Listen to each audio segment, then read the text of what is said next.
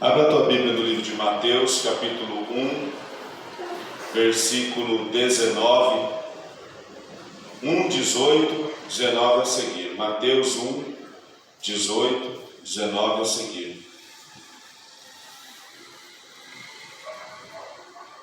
Aleluia. Amém? Todos acharam? Mateus 1, 18, 19 a seguir. Vou ler aqui. Ora, o nascimento de Jesus Cristo foi assim. Estando Maria, sua mãe, prometida em casamento a José, antes de se unirem, achou-se grávida pelo Espírito Santo. José, seu marido, sendo justo e não querendo difamá-la, resolveu deixá-la secretamente. Projetando isso, ele em sonho lhe apareceu o anjo do Senhor, dizendo: José, filho de Davi, não temas receber Maria como tua mulher, porque o que nela foi gerado é fruto do Espírito Santo. Dará luz a um filho, e tu lhe porás o nome Jesus, porque ele salvará o seu povo dos pecados deles. Tudo isso aconteceu para que se cumprisse o que foi dito por parte do profeta pelo Senhor, pelo profeta. A virgem engravidará, dará luz ao filho e chamarão pelo nome de Emanuel, que quer dizer Deus conosco. José, despertando do sonho, fez como o anjo do Senhor lhe ordenara, e recebeu a sua mulher. Ele, porém, não teve relações com ela, até que ela deu à luz a um filho, e José lhe pôs o nome Jesus. Amém? Obrigado, Senhor, por esta palavra. Te louvamos, te agradecemos. Pedimos a Deus a tua bênção, que os céus estejam abertos para que nós possamos contemplar, Pai amado, Pai querido, o teu plano, o teu propósito, a tua vontade nesta noite. Em nome de Jesus. Amém. Pode sentar quem estiver em pé.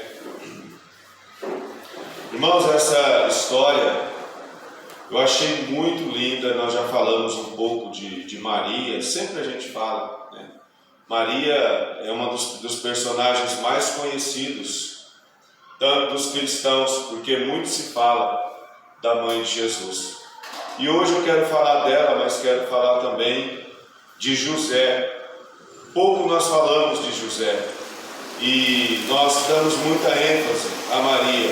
Maria é muito importante porque é a mãe de Jesus, e nós muitas das vezes esquecemos um pouco o papel de José, o padrasto, o pai de Jesus.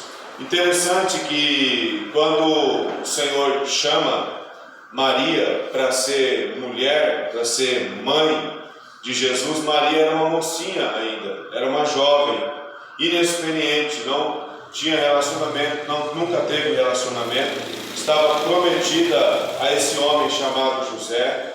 A cultura entende que José era bem mais velho do que Maria, e havia uma promessa de casamento. Naquela época não tinha namoro e noivado como hoje, não era a mulher que escolhia o marido, não era o marido que escolhia a mulher, era a família que conversava com uma outra família, e quando os filhos estavam na idade de casar, eles faziam um acordo, os pais, e decidiam que aqueles filhos seriam marido e mulher. Depois chegava no filho e diziam: olha, já arrumei uma esposa para você. Chegava na filha e dizia: olha, já arrumei um esposo para você, está tudo arranjado, o papai já cuidou de tudo, e tal dia você vai casar. Quem é o rapaz? Quem é a moça? Aí eles falavam de quem era, mas a aliança já estava feita. E Maria estava prometida a José, e ela provavelmente sonhava, esperava, almejava o dia do casamento, imaginava a primeira noite, talvez, com seu esposo, sonhava como seria tudo aquilo, e de repente aparece um anjo da parte de Deus e muda toda a história de Maria. O anjo diz que Maria conceberia e daria luz ao filho, e esse filho se chamaria Emanuel. Ele seria o Emanuel, que quer dizer Deus conosco. O anjo não errou, mas primeiro o anjo foi em Maria e propositadamente anunciou que ela seria mãe. Mas você não vai ver o anjo em nenhum momento excluindo José da história. Algumas pessoas talvez podem pensar, que as pessoas dão muita ênfase a Maria, mas nós vemos aqui que o anjo escolheu um homem, escolheu um casal para que fosse filho. O Senhor, o próprio Deus, escolheu um casal que estava prometido para ser os pais do Filho de Deus na terra. Não foi um erro essa escolha. O anjo simplesmente apareceu primeiro para Maria. E nesse aparecimento para Maria, ele testou o caráter de José. A Bíblia diz aqui, onde nós vemos no versículo 19, que o seu marido, sendo justo, José, sendo justo, não querendo difamá-la, resolveu deixá-la secretamente. Irmãos, naquela época, se uma mulher fosse pega em adultério, ela era apedrejada. E o responsável pelo apedrejamento geralmente era a pessoa ofendida, nesse caso o marido. José, quando ele soube que Maria estava grávida, ele como homem, no direito de homem, ele poderia reunir a família e ele poderia apedrejar a Maria, ele poderia propor o apedrejamento de Maria, porque Maria havia adulterado, havia tido relação com outro homem que não era o José. José tinha todo esse direito. E José sabia que a sociedade cobraria dele esse direito. José sabia que diante da sociedade, ele, se não tomasse essa decisão, ele seria tido como um homem que foi enganado pela mulher. Usariam termos da época para dizer o que era José diante da sociedade. E José encontrou apenas uma forma de livrar Maria da morte, que é deixá-la secretamente. Quando ele descobriu isso, ele não quis, ele protegeu a sua digníssima futura esposa. Ele pensou, se eu deixá-la secretamente, ela não será apedrejada, porque eu não assumi a responsabilidade do apedrejamento. Então eu vou deixá-la secretamente, ela vai continuar a sua vida, vai criar o seu filho, vai viver, e eu não vou ser responsável pela morte da Maria. E ele pensou isso no coração, e ele decidiu, ele se preparou, ele se arrumou provavelmente para deixar aquela cidade, abandonar tudo ali, para proteger a sua futura esposa. Não era nem esposa, não era nem namorada, talvez ele nem conhecia, mas ele tinha um compromisso, uma responsabilidade de proteção sobre aquela mulher. E pensando nisso, ele tentou deixá-la secretamente, quando o anjo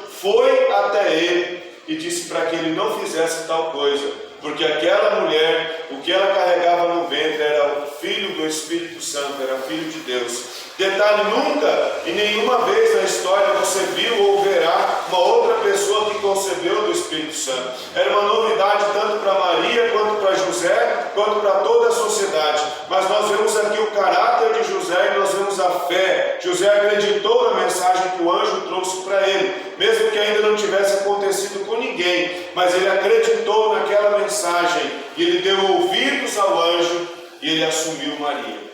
Provavelmente Maria já estava com a barriga crescendo, e José, mais do que depressa, trouxe Maria para dentro da sua casa e viveu com Maria. Mas a Bíblia diz que ele não se deitou, ele não teve relações com ela até que Jesus crescesse. Eu acredito que até que Jesus tivesse uma certa idade, José cuidou de Maria, observou Maria de longe, com todo o respeito, com toda a honra, não tocou naquela mulher.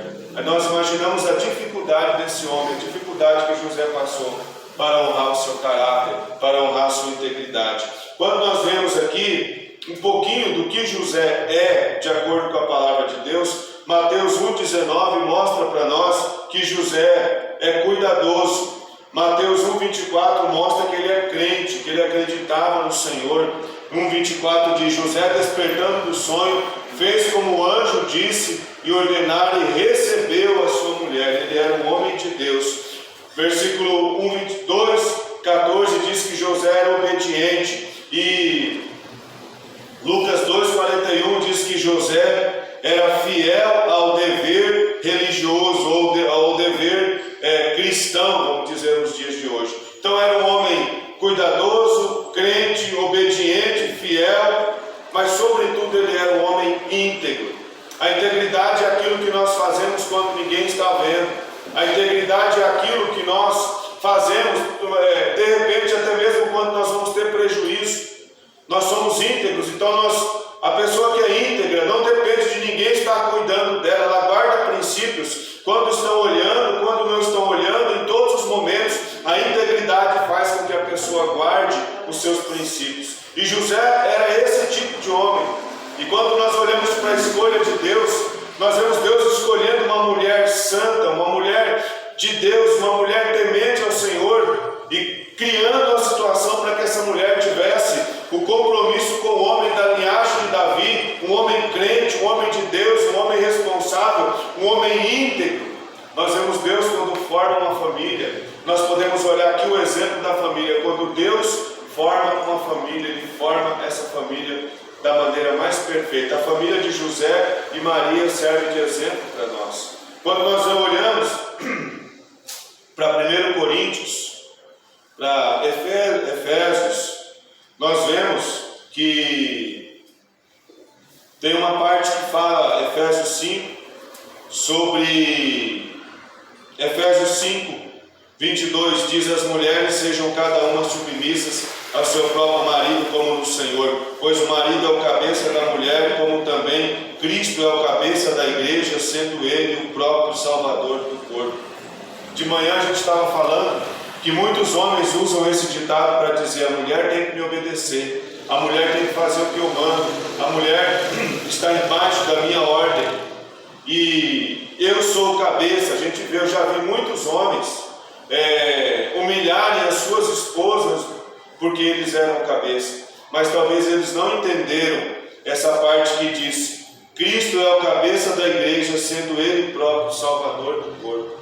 Então o homem, para ele ser cabeça de uma família, o homem, para tomar essa decisão e dizer: eu sou o cabeça da minha casa, ele tem que estar disposto a salvar o corpo. Se na Bíblia diz que o homem é o cabeça, a mulher é o corpo, então o homem tem a responsabilidade de proteger, de amar e de salvar, e se for preciso dar a vida pelo corpo, dar a vida pela sua esposa, dar a vida pelos seus filhos, dar a vida pela sua família. Muitos homens cobram esse título de ser o cabeça, mas eles não têm sido o cuidador do corpo. E nós vemos José sendo cuidador, ainda que ele não tivesse compromisso, ainda que ele não fosse casado com Maria. Ele já tinha compromisso, mas ele não era casado. Então ele cuidou da integridade de Maria antes mesmo de oficialmente ele ser esposo de Maria. Ele protegeu Maria antes mesmo dela ir para a casa dele e assumir um relacionamento com ele. Quando nós olhamos para isso, as mulheres, as mocinhas que estão procurando um rapaz para relacionamento, para casamento, elas precisam procurar um homem que tenha condição de protegê-las, que proteja quando é namorado, que proteja quando é pretendente ainda. Esse homem, para que seja um bom esposo, ele precisa ser íntegro, ele precisa ser respeitador e ele precisa, sobretudo, ser protetor. Hoje nós vemos muitas mulheres tendo problemas em seus relacionamentos porque o marido não protege, porque o marido não assume a condição de protetor da sua casa, porque o marido não assume a responsabilidade de integridade, de honrar e proteger a sua família. O homem precisa ser o protetor. Se ele quer ser o cabeça, como a Bíblia diz que ele tem que ser também protetor da sua casa. Não tem como o homem ser cabeça se ele não é protetor. Não tem como o homem ser cabeça se ele não é capaz de se sacrificar pelo menos um pouco pela sua casa ou pela sua família. E quando nós vemos que Jesus escolheu esse casal maravilhoso, que Deus escolheu esse casal maravilhoso, nós vemos aqui um grande exemplo, primeiro, de família, e nós vemos um grande exemplo de sacrifício. Porque assim como a Bíblia diz para nós que a igreja, nós somos a noiva de Cristo, e Cristo é o noivo, o símbolo do casamento é que a igreja é a noiva e Cristo é o noivo. Esse mesmo exemplo nós colocamos para a vida de José. José, mesmo sendo noivo, mesmo tendo apenas um compromisso, ele se sacrificou, ele estava disposto a se sacrificar pela vida de Maria. E Jesus, quando nós olhamos para isso, Jesus, ele é o cabeça da igreja, ele é o corpo, ele é o cabeça, e nós somos o corpo, e nós vemos que Cristo, ainda que antes de nós nascermos, quando nós ainda estávamos no ventre da nossa mãe, ou quando nem a nossa mãe tinha nascido ainda assim Jesus já estava pagando o preço por nós. Ainda antes de nós sermos colocados no ventre da nossa mãe, Jesus já estava pagando o preço por nós. Jesus já estava morrendo, já tinha morrido por nós. Jesus já tinha feito como José fez. Jesus acreditou na palavra de Deus, dizendo que ele precisaria morrer por um povo. E da mesma forma que José se entregou a vida dele para cuidar de Maria, Jesus entregou a vida antes mesmo de nós nascermos. Jesus morreu por nós antes de nós nascermos, para que num dia como hoje nós pudéssemos levantar as mãos e dizer: Senhor, eu aceito o teu sacrifício na cruz pela minha vida. Ainda hoje nós podemos aceitar o sacrifício que Cristo fez no passado pela nossa vida. Ainda hoje a morte de Cristo, ela representa para nós a salvação. Quando nós cremos, entregamos, confiamos a nossa vida ao Senhor, Ele tudo pode fazer por nós. A Bíblia diz que aquele que confessa e deixa, alcança misericórdia. Então nós podemos ainda hoje ser alcançados por Jesus. De manhã eu disse que é como se fosse Jesus já fez por nós, Jesus já morreu por nós, Jesus já pagou o nosso pecado, e Ele deixou nas nossas mãos uma chave, e de dentro para fora nós só podemos abrir o nosso coração e tomar posse desse perdão, tomar posse dessa salvação, tomar posse desse milagre. Jesus já fez, Jesus já morreu, Jesus já nos comprou, mas nós precisamos tomar a decisão de abrir a porta do coração, se arrepender dos nossos erros, dos nossos pecados, das nossas falhas, para que essa graça, esse amor de Jesus venha cobrir as nossas vidas e possamos ser protegidos por Ele. Nós vemos José fazendo de tudo por Maria. E outro exemplo grande que eu vejo de José, o exemplo da mãe. O que a mãe precisa primeiro fazer? A mãe é geralmente a pessoa que mais fica mais tempo com o filho, com os filhos. Por isso ela tem grandes responsabilidades, pelo que ela ensina para eles. É obrigação da mãe ensinar seus filhos a serem pessoas educadas, honestas, virtuosas, retas, em todos os âmbitos da vida. A mãe tem uma obrigação de amar o filho, alimentar, ensinar, incentivar, aconselhar, elogiar e corrigir quando é necessário. Quando a mãe falha em um desses aspectos, nós temos um futuro filho problemático. Mas nós não podemos esquecer também do pai, e a responsabilidade do pai é desenvolvida de forma emocional e física no filho. A presença do pai na criação ajuda as crianças a se desenvolverem, a autonomia para assumir responsabilidades e também para descobrir o mundo através da liberdade, mostrar um dos papéis do pai, mostrar que existem outras pessoas no mundo além da mãe. Então, a responsabilidade de José, provavelmente eu imagino que quando Jesus aprendeu a andar, a Maria já entregou Jesus para José. José já levou ele para a carpintaria, já passou o dia ali como carpinteiro, já passou o dia ali trabalhando. Jesus, na sua infância, adolescência e juventude, ele trabalhava com o pai, ele pegou o mesmo ofício do seu pai, ele aprendeu os princípios com o seu pai. Agora nós imaginamos, irmãos, se Deus tivesse errado na escolha, é impossível Deus fazer isso, mas se Deus tivesse escolhido o pai de Jesus, um beberrão, o pai de Jesus, um homem sem responsabilidade, o pai de Jesus, um homem sem caráter, o pai de Jesus, um homem sem integridade, o que esse homem ensinaria para o Filho de Deus? Então isso serve para nós hoje, para as mulheres quando vão escolher um homem, que tipo de homem ela vai escolher, e para nós homens, quando decidimos constituir uma família, que tipo de situação, o que nós vamos apresentar, o que os nossos filhos vão aprender quando eles começarem a andar conosco, Que tipo de ensinamento eu vou passar para os meus filhos? Que tipo de valores eu vou passar para os meus filhos? Então essa é uma responsabilidade que o homem precisa ter, o homem como sacerdote, o homem como homem de Deus, ele precisa ter essa responsabilidade diante da sua família, diante da sua casa, diante do seu lar. Jesus foi muito bem criado pela sua mãe, Jesus foi muito bem criado pelo seu pai, e quando chegou a idade, Jesus estava pronto, porque ele era filho de Deus, sim, mas o que deixa de exemplo para nós, porque ele teve um lar abençoado, e ele foi criado e educado por um homem íntegro na presença de Deus, e nós precisamos ter essa integridade nas nossas vidas, para educar os nossos filhos. E olhando por outro âmbito, essa palavra é muito rica, ela nos leva para outra visão.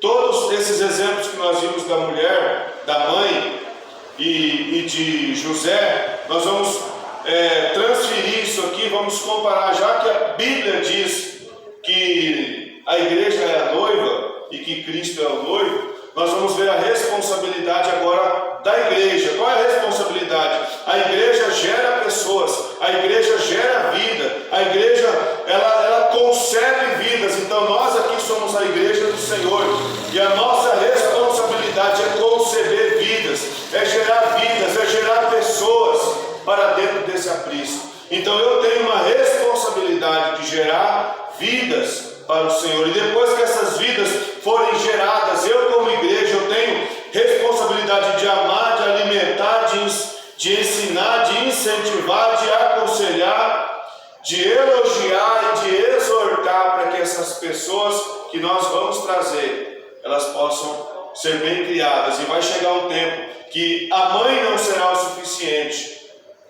para essas pessoas. Chega um tempo no filho que a mãe não é o suficiente. Chega um tempo na vida da filha que a mãe não é o suficiente, e aí ela passa a conviver com outras pessoas.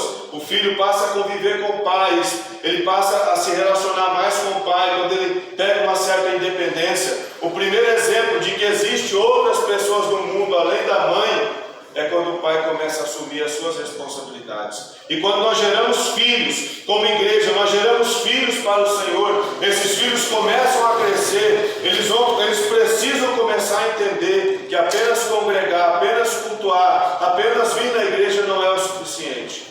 Quando nós ganhamos alguém, conseguimos trazer alguém, a pessoa começa a vir na igreja pensando: poxa, eu vou lá, eu vou sentar do lado da irmanice, a irmanice é legal, eu vou ficar do lado dela, eu vou com ela. Eu nem queria ir na igreja, mas porque a irmanice vai, eu vou com ela. E assim as pessoas vêm, primeiro por causa de um de nós, primeiro por causa do carinho que elas recebem aqui, primeiro por causa do amor que elas recebem aqui, mas conforme elas vão sendo alimentadas, ensinadas, cuidadas, elas começam a descobrir que não é só o ambiente, mas alguém muito maior. E aí é como se a igreja, que somos nós, pegasse nas mãos desse bebê e entregássemos para o pai, começássemos a mostrar para eles que há uma necessidade de crescimento e de relacionamento, não apenas com a mãe, a igreja, mas também com o pai. E quando falamos o pai, nós falamos Deus. Então, quando a pessoa vem para a igreja e nós criamos, discipulamos, orientamos, chega um momento que essa pessoa precisa aprender a andar com o pai. Quando Jesus começou a andar, eu acredito que Maria começou a entregar para o pai cuidar. E aqui as pessoas que nós vamos ganhar, quando elas começarem a andar, elas precisam entender que além da mãe, que é a igreja, elas têm o pai. E o pai ama, e o pai cuida. E aí elas vão começar a andar com o pai para aprender o caminho para o Senhor. A Bíblia diz em Provérbios: ensina o menino no caminho que ele deve andar, e quando ele for velho, ele não vai se esquecer. E esses dias eu ouvi alguém dizendo: a gente sempre fala, ensina o menino o caminho. Aí alguém me corrigiu e disse: ensina o menino no caminho. Uma coisa é ensinar o caminho. Eu posso dizer para o Estevão, o caminho para casa é subir nessa rua direto, depois do asfalto, 2 ruas você vira à direita e você vai chegar lá no número 157, que é o número da nossa casa.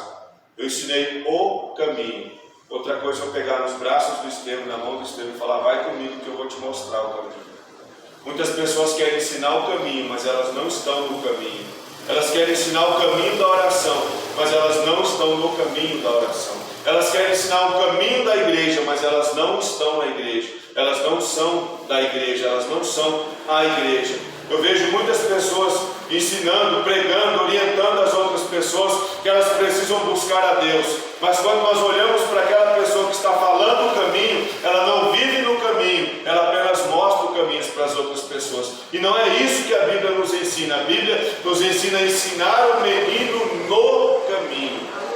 Então, além de mostrar o caminho, nós precisamos ir com ele. É isso que a igreja precisa fazer com os novos convertidos que chegam. Olha, eu vou te mostrar, vou contigo no caminho até chegar no Senhor. Glória a Deus. Eu vou te mostrar como que você faz para ter acesso a Deus. E orientamos essas pessoas como elas fazem para ter o acesso ao Senhor. E depois que elas descobrirem o acesso ao Senhor, a maturidade, o crescimento, cada um vai ter o seu. Amém? Então esse é o propósito nosso como igreja. Esse é o propósito de Cristo. Cristo, ele se sacrificou, ele morreu para que hoje nós pudéssemos estar aqui, ter vida e ter vida em abundância.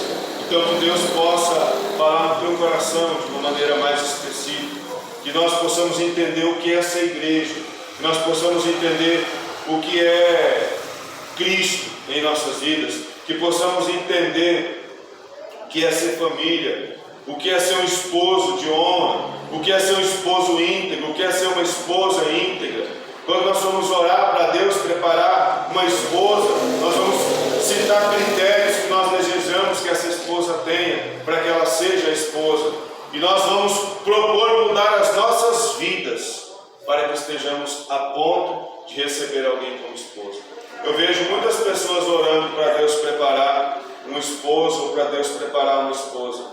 Mas a gente não vê, a gente vê poucas pessoas se preparando para receber. A gente vê Deus, Deus manda o esposo para fulano, prepara o esposo para fulano, ela quer um esposo assim, perfeito, ou vice-versa, mas a pessoa não está se preparando para ser esposo. A pessoa não está se preparando para ser uma boa esposa, ela está apenas pedindo. E aí, demora a chegar a bênção, as pessoas questionam o Senhor.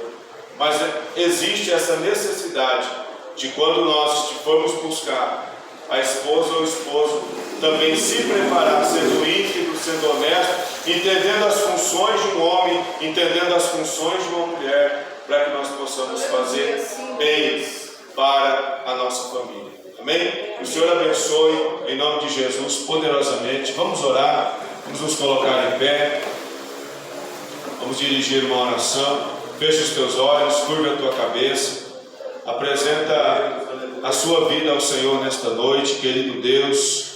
Pai bendito, nesta noite nós nos colocamos em nome do nosso Senhor e Salvador Jesus Cristo. Pai, nós entendemos que o Senhor entregou a sua vida, Pai, antes mesmo de nós decidirmos andar com o Senhor, antes mesmo de nós decidirmos servir o Senhor entregou a sua vida por nós. Isto mostra, Pai amado, a integridade do Deus que nós servimos. O Senhor não muda, Pai, o Senhor nos amou, ainda que nós não merecíamos, e hoje nós temos direito de chegar à tua presença, ainda que sejamos pecadores, estejamos no pecado, mas podemos entregar, confiar a nossa vida ao Senhor, os nossos caminhos ao Senhor, abrir as portas do nosso coração, do lado de dentro, e convidar o Senhor para entrar. Muito obrigado, Pai, pelo teu sacrifício na cruz do Calvário. E este sacrifício gerou em nós o direito de vida abundante e de vida eterna. Amém? O Senhor abençoe poderosamente. Palmas bem alegres para Jesus.